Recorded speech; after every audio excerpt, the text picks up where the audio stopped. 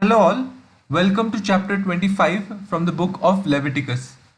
In the beginning of this chapter, we see God gives instructions to Moses pertaining to the land that the Israelites will be given in Canaan.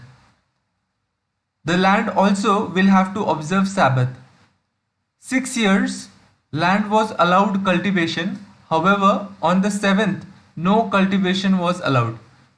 Whatever the land produces in the Sabbath year will be the food for the Israelites. So, whatever the land produces on its own, the Israelites were to take it as food. After 49 Sabbaths, the year of Jubilee had to be celebrated in the 50th year.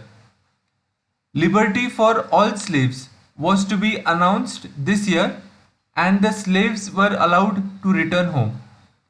The land was to be given back to the original owners.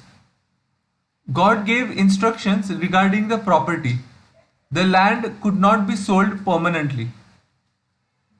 God gives instructions with regards to the closest relative as a redeeming relative.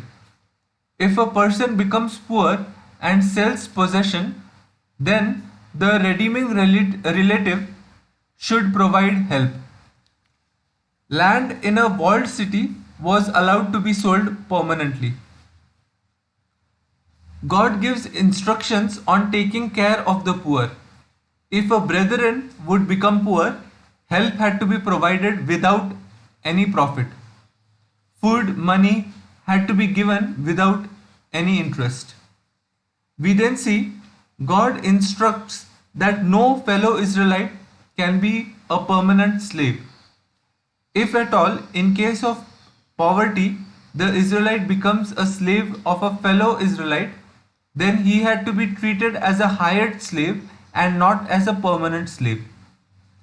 The person will be a slave only till the year of Jubilee and will return back along with his children in the year of Jubilee. The same rules were not applicable for a foreign slave. They could be held as slaves permanently, only in case the debt is not paid back. Towards the end of the chapter, we see if out of poverty or debt an Israelite is a slave to a foreigner, then the Israelite should be redeemed by a fellow Israelite. This is how the chapter ends. I hope you have enjoyed the video. Until next time, may God bless us all. Bye bye.